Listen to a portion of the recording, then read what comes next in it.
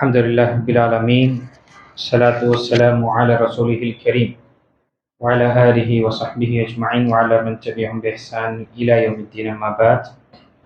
ونبي هريرة رضي الله عنه أن رسول الله صلى الله عليه وسلم قال: لا تجعلوا بيوتكم مقابر إن الشيطان ينفر من البيت الذي تقرأ فيه سورة البقرة.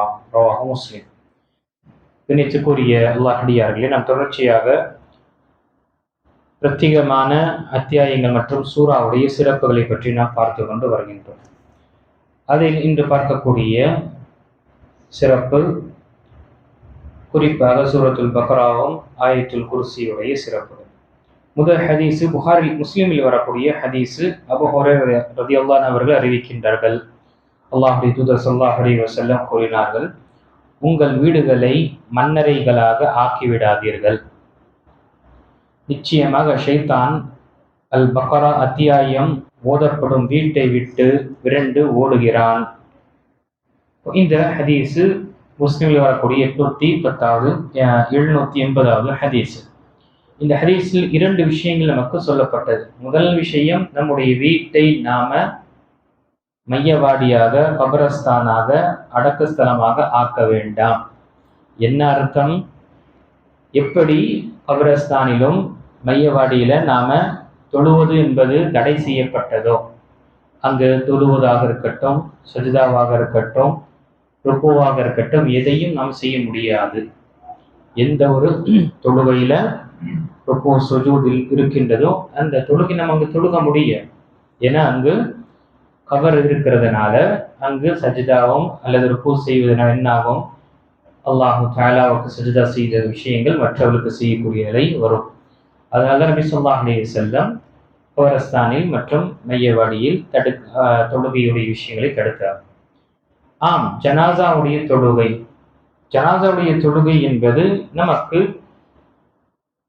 தொழுவது என்பது கபரஸ்தானில் அடக்கம் செய்யக்கூடிய அந்த இடத்தில் தொழுவது என்பது அனுமதிக்கப்பட்டது.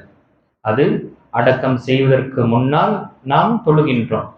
அடக்கம் செய்துவிட்ட பிறகும் நமக்கு நம்முடைய மிக நெருங்கியவராக இருக்கின்றார், அவருடைய ஜனாசாவுடைய தொழுகையில் நாம் கலந்து கொள்ளவில்லை என்ற நிலை ஏற்படும் பொழுது, நாம் எப்பொழுது திரும்பி நம்முடைய ஊருக்கு அந்த இடத்துக்கு வருவோமோ அங்கு நாம் சென்று அவருடைய கபருக்கு முன்னால் நின்று ஜனாதா தொழுகை தொழுவது என்பது அனுமதிக்கப்பட்டதாக இருக்கு. ஏன்னா ஜனாதா தொழுகையில ருக்கு சுஜூத் என்பது கிடையாது. அந்த ஜனாதா தொழுகை என்பது அந்த மரணித்தவருக்காக செய்யக்கூடிய பிரார்த்தனை, கேட்கக்கூடிய பிரார்த்தனை. நபிகள் நாயகம் ஸல்லல்லாஹு அலைஹி வஸல்லம் உஹது போரில் மரணித்தவர்களுக்கு 8ஆம் ஹிஜ்ரி, கிட்டத்தட்ட 6 வருடம் பிறகு நபி ஸல்லல்லாஹு அலைஹி வஸல்லம் 8 அல்லது 10ஆம் ஹிஜ்ரியில நபி ஸல்லல்லாஹு அலைஹி வஸல்லம் அவர்களுக்காக பிரார்த்தனை செய்தார்கள். இந்த அடிப்படையில ஒருவர் அடக்கம் செய்துவிட்ட பிறகு ஜனாதா தொழுகை தொழுவலாமா என்றால் ஆம், தொழுகை அனுமதிக்கப்பட்டதாக இருக்கு. அங்கு கபரஸ்தானிலே தொழுவது அனுமதிக்கப்பட்டது. வேறு எந்த ஒரு தொழுகையும் நாம் அங்கு நிறைவேற்றக்கூடாது. அப்போ அப்படிப்பட்ட ஒரு நிலையை உங்களுடைய வீட்டை நீங்கள் ஆக்கிக் கொள்ளாதீர்கள் என்று நபி ஸல்லல்லாஹு அலைஹி வஸல்லம் நமக்கு கட்டளையிட்டிருக்கின்றார். என்ன அர்த்தம்? எந்த ஒரு தொழுகை தொழாத நிலையில் உங்களுடைய வீட்டை நீங்க அந்த பாலடைந்த ஒரு வீடாக ஆக்கிக் கொள்ளாதீர்கள். நஃபிலான உங்களுக்கு தஹஜ்ஜுத், வித்ரு மற்ற உபரியான தொழுகையை நீங்க வீட்டுல தொழுங்க. அதனால்தான் நபி ஸல்லல்லாஹு அலைஹி வஸல்லம் அவர்கள் அதிகமாக ஃபஜர் அவர்களுடைய தொழுகை முன்பின் சுன்னத்துகளை நபி ஸல்லல்லாஹு அலைஹி வஸல்லம் வீட்டில் தான் தொழக்கூடியவர்களாக இருந்தார்கள். அதிகமாக சில நேரத்தில் இருக்கும்போது அதிகமாக நபி ஸல்லல்லாஹு அலைஹி வஸல்லம் முன்பின் சுன்னத்துகளை வீட்டில் தொழக்கூடியவர்களாக இருந்தாங்க. தஹஜ்ஜுடைய தொழுகை வீட்டில் தொழக்கூடியவர்களாக இருந்தாங்க. நம்முடைய வீட்டை நாம் என்ன ஆக்கக்கூடாது?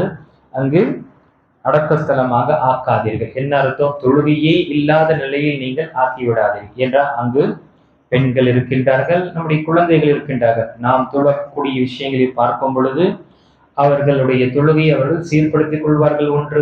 இரண்டாவது, அந்த சிறு குழந்தைகளுக்கு தர்பியத்து வரும். மூன்றாவது, அல்லாஹ்வுடைய தூதர் ஸல்லல்லாஹு அலைஹி வஸல்லம் சொன்ன இந்த விஷயம், உங்களுடைய வீடுகளை நீங்கள் ஒரு மண்ணறையாக நீங்கள் ஆக்கிக் கொள்ளாதீர்கள் என்ற விஷயத்தை நம்மை நாம் தடுத்துக் கொள்ளலாம். இரண்டாவது, அதே ஹதீஸில் சொல்லப்பட்டது, எந்த வீட்டில் சூரத்துல் பக்ரா ஓதப்படுகின்றதோ அந்த வீட்டில் ஷைத்தான் அவன் அதை விட்டு விரண்டு ஓடுகிறான். அப்ப முதல் விஷயம், ஷைத்தான் நம்முடைய வீட்டிலோ நம்முடைய உணவிலோ என்ன செய்கின்றான்? அவன் தன்னுடைய பங்கை ஏற்படுத்திக் கொள்கின்றான். எதுவரை என்றால், கணவன் மனைவிக்கு மத்தியில தாம்பத்திய உறவுடைய நேரத்திலும் என்ன, ஷைத்தான் தன்னுடைய பங்கை ஏற்படுத்துவதற்காக முயற்சி செய்கின்றான். அதனால்தான் துஆக்களை பேணுவதற்காக நபிகள் நாயகம் ஸல்லல்லாஹு அலைஹி வஸல்லம் சொன்னாங்க, உண்ணும் பொழுதும் நீங்க பிஸ்மில்லா சொல்லி சாப்பிடுங்க, இல்லை என்றால் ஷைத்தான் சாப்பிடுவான். வலது கரத்தை சாப்பிடுங்க, இல்லை என்றால் ஷைத்தான் சாப்பிடுவான். உள்ளே நுழையும் பொழுது வீட்டிற்கு நீங்க சலாம் சொல்லி வாருங்க, இல்லை என்றால் உங்களுடன் ஷைத்தான் நுழைந்து எனக்கு இருக்கக்கூடிய இருப்பிடம் கிடைத்து விட்டது தூங்குவதற்காக தங்குவதற்காக என்று தன்னுடைய இன்னொரு சகாக்களுக்கு சொல்லுவான். இங்கு எந்த வீட்டில் சூரத்துல் பக்ரா ஓதப்படுகின்றதோ அங்கு ஷைத்தானுடைய ஊசலாட்டங்கள், ஷைத்தானுடைய சிரமங்கள், நமக்கு அந்த வீட்டில் அக்கிரமி செய்யக்கூடிய விஷயங்கள் ஏற்படாது. என்ன அர்த்தம்? நாம் ஓத வேண்டும், அதில் இருக்கக்கூடிய விஷயங்களை நாம உணர வேண்டும். ஏன் இந்த விஷயங்கள் குறிப்பாக சூரத்துல் பக்ராவுடைய விஷயங்கள் இங்கே சொல்லப்பட்டதென்றால், இதில் ஆயத்துல் குர்சி என்ற வசனம் இருக்கு. ஆயத்துல் குர்சி என்று சொல்லக்கூடிய வசனம் இந்த சூரத்துல் பக்ராவில் தான் இருக்கின்ற ஒரு சிறப்பாக இருக்கின்றது. அதுதான் முஸ்லிமில் வரக்கூடிய அடுத்த ஹதீஸ் 810வது ஹதீஸ்ல அபுல் உபை பின் கஅப் என்று சொல்லக்கூடிய ஒரு சஹாபி, அவர் காத்திபீன் அல் வஹி, முன்கூட்டியே நான் தெரியப்படுத்தினேன், இவர்கள் சில சஹாபாக்களை அல்லாஹ்வுடைய தூதர் ஸல்லல்லாஹு அலைஹி வஸல்லம் வஹி எழுதுவதற்காகவே நியமனம் செய்தார்கள்.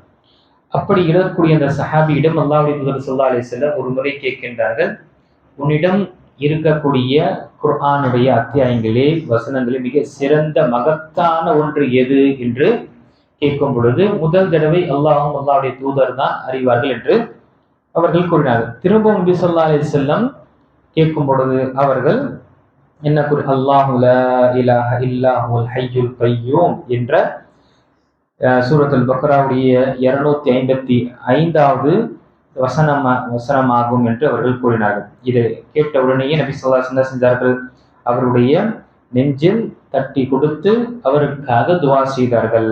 அவள் முந்திரே அறிவு ஞானம் உமக்கு இலகுவாக்க கிடைக்கட்டும் என்று நபி ஸல்லல்லாஹு அலைஹி வஸல்லம் துஆ செய்தார். இப்போ சூரத் ஆயத்துல் குர்சி என்ற இந்த வார்த்தை, இந்த வசனத்துல என்ன இருக்கு? முழுக்க முழுக்க அல்லாஹுடைய பெயர்களும் அல்லாஹு தஆலாவுடைய தன்மைகள் இருக்கின்றன. இதில் மனிதன் இந்த வசனத்தை உணர்ந்து இதில் இருக்கக்கூடிய விஷயத்தை பொறித்து படிக்கும் பொழுது கண்டிப்பாக அவன் எப்படிப்பட்ட ரப்புல் ஆலமீனிடம் அடைக்கலம் தேடுகின்றான் என்று அறிந்து கொள்ளும்.